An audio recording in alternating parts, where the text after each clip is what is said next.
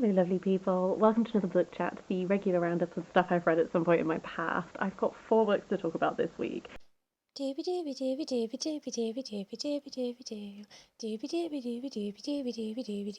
Vlogs.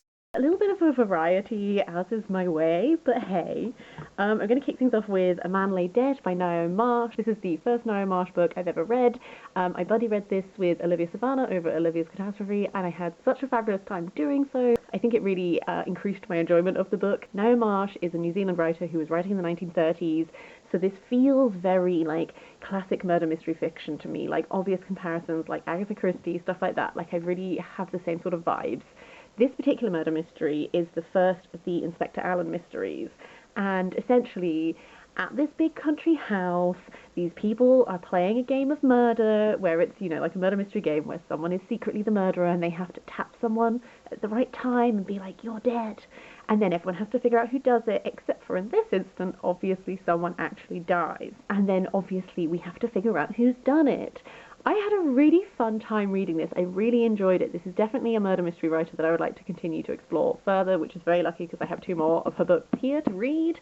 One thing I really liked about this was the inherent theatricality of it, because as well as this aspect of this murder game, when Inspector Allen comes in, he sort of gets them to continue the theatricality. He wants to take everyone's statements and then aspects of this are very staged. There are things that are staged in order to gauge people's reactions.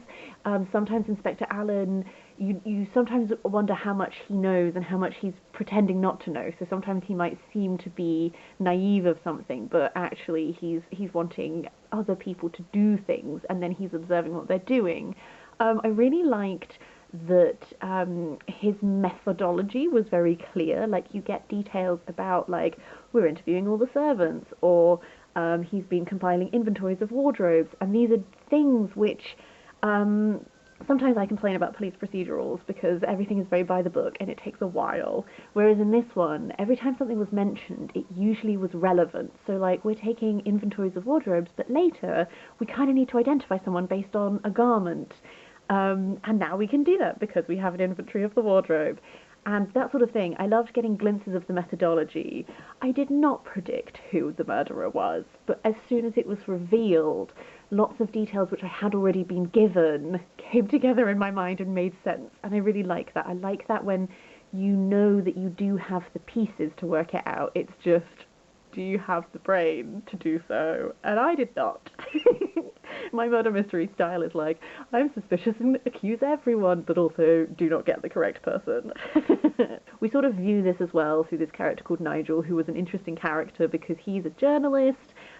He is very, a little bit bumbling at the start, but he's very endearing, and he really grows as a character through this insofar as he becomes both more capable and also he has more exploits and that sort of thing. So yeah, I just had a really fun time reading this. I really enjoyed Buddy reading it, and I will definitely be reading more Ngaio Marsh in the future. After that is a reread. This is Voyage of the Dawn Treader by C.S. Lewis. I've been rereading the Chronicles of Narnia to keep up with my friend who is reading them for the first time. I gave this a 2 out of 5 stars. Essentially, as I am rereading the Narnia books, I'm realising that whilst I have a lot of affection for this based on reading them as a child, reading them now, they just don't really deliver the types of things that I am looking for in children's fantasy. And whilst I understand that children's fantasy often is more simplistic in many ways, especially fantasy of this time, one thing that really sticks out to me is just I do not feel like the characters really have any depth. I just feel like they're all very one note. This introduces Eustace, who is the cousin of Lucy and Edmund, and every single description C.S. Lewis gives of Eustace's parents that is supposed to be disparaging feels like he is describing me. Because he's like, oh, they're vegetarians, they don't smoke, they don't think children should be whipped at school. And I'm like, yes to all 3. And at another point they describe this girl who Prince Caspian maybe could have been interested in. They were like, oh, she squints and has freckles. And I'm like, that is also me.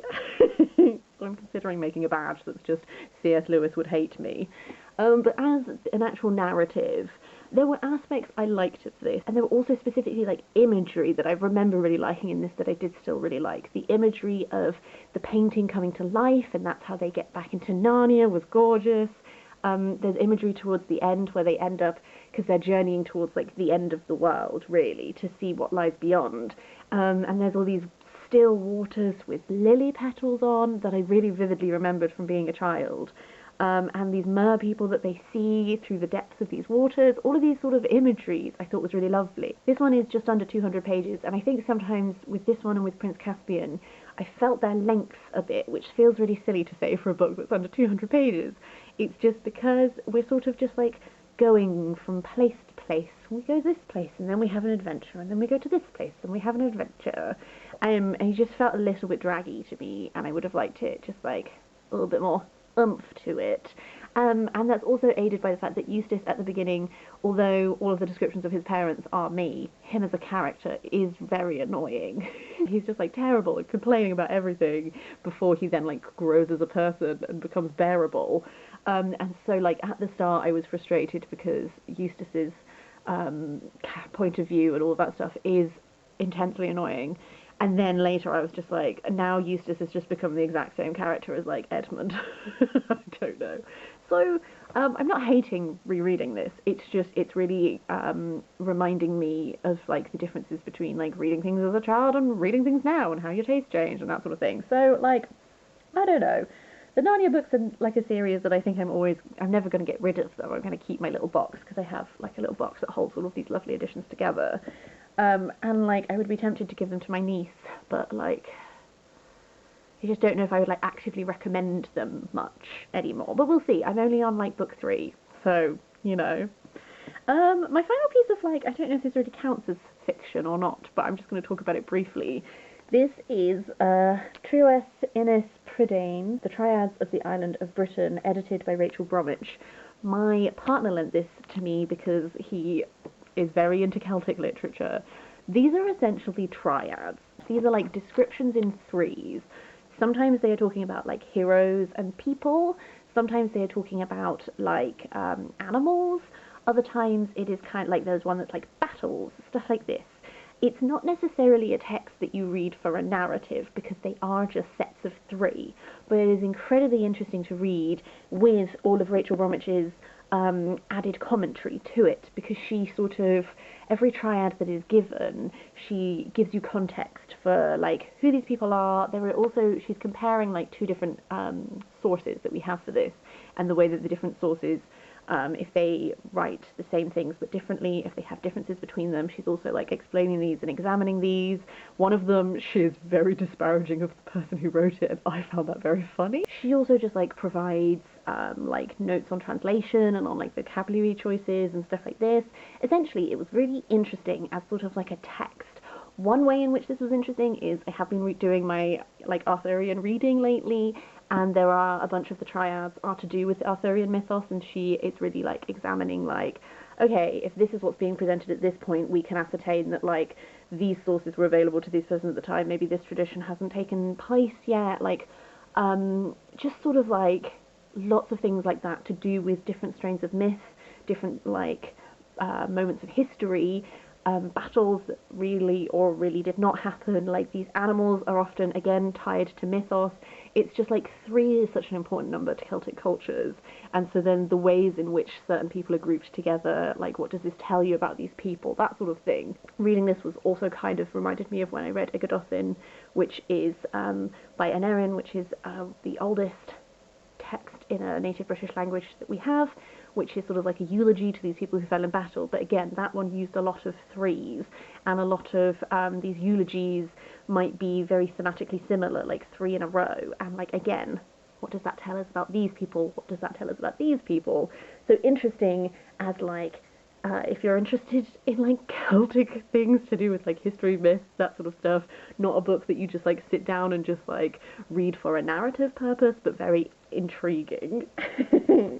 The final book I want to talk about is A Gift of Love by Martin Luther King Jr. This is a selection of Martin Luther King Jr.'s sermons. Obviously, I know who he is, but I think sometimes it is easy to forget that he was also a reverend, and so I am familiar with some of his political speeches, but this is specifically sermons he has given, and in the introduction he says that he was really hesitant to about publishing these because a sermon as a form is very different to an essay. There is inherently the acknowledgement that you're going to have an audience that are receptive, that then like influence how you're saying things. You know, like it's a very different form. So he's adapted some of these in order to fit sort of this form better. I thought this was really, really great. Obviously he returns to similar topics quite a lot, but it's always really interesting to see how like each sermon has its own sort of like focal point that he's exploring, whether that's like a piece of scripture or like an idea that he wants to talk about. And so then he's sort of like unpacking this and exploring this through scripture, and then also like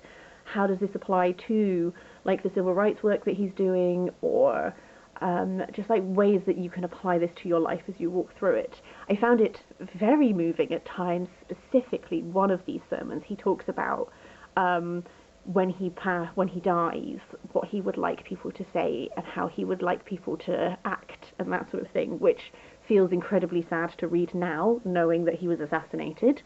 The only niggle point I have with this that stopped me from giving it a 5 stars is that I didn't always like the way that he approached ideas of mental health. And I understand that this was written at a different time, so, you know, awareness of time in which things are written. It was just sort of, there was sometimes arguments being put forward that sort of were linking this concept of like, you won't have mental health struggles if you have like a good spiritual bond and that sort of thing. There were some implications about why people have mental health conditions and that sort of thing that I wasn't super okay with, but also I understand the time that this was written in and that sort of thing. So I just wanted to like briefly mention that because it was my niggle with this as a text. But I would really recommend this if you are interested in getting a better understanding of his relationship with his faith, but also the way that his faith informs these calls that he's doing for freedom and justice. They're so inherently linked, and that's much clearer to me now, I think, than before I read this. I didn't really understand how much that meant. I don't know. 4 interesting books that I've had some interesting reading experiences with. I would love to hear your thoughts if you've read any of these. If you have thoughts on any of these, please do leave a comment down below. Otherwise, I will see you next time for something different.